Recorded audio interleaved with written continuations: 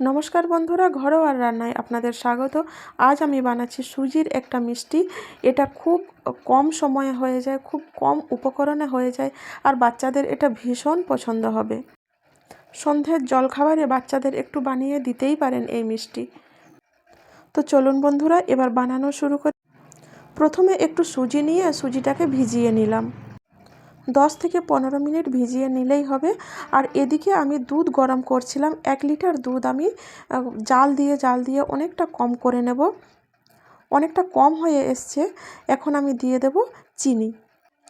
চিনি দেওয়ার পর দুধটা একটু পাতলা হয়ে যাবে, তো ওটা গ্যাসে থাক। এদিকে আমি সুজিটাকে রেডি করে নিই। সুজির মধ্যে দেব একটু খাবার সোডা আর একটু সামান্য নুন দেব।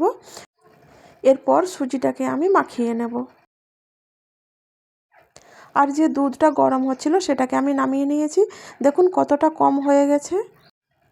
দুধের মধ্যে একটু আমি কেশর দিয়ে দিয়েছি। দুধটা এখন থাক। এখন আমি একটা আপ্পে বানানোর প্যানে আমি একটু করে তেল দিয়ে নিয়েছি।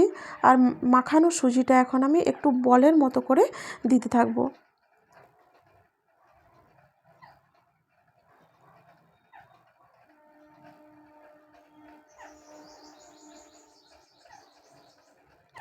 দেওয়া হয়ে গেছে। এখন আমি ঢেকে রাখবো প্রায় 4 থেকে 5 মিনিট মতো, তাহলেই হয়ে যাবে এক পাশটা হয়ে গেছে বন্ধুরা।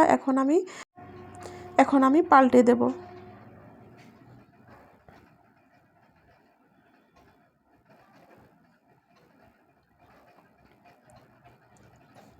আবারও 5 মিনিট মতো ঢেকে রাখবো।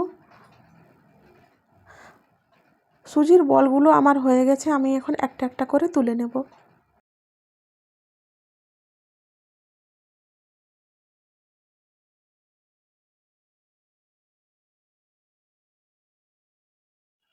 কেশর ভেজানো দুধটাকে একটু নেড়ে নিচ্ছি।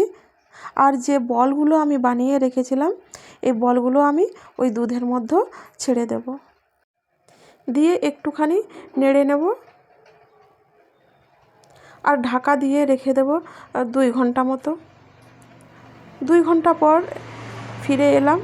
এই যে এরকম হয়েছে বন্ধুরা মিষ্টিগুলো।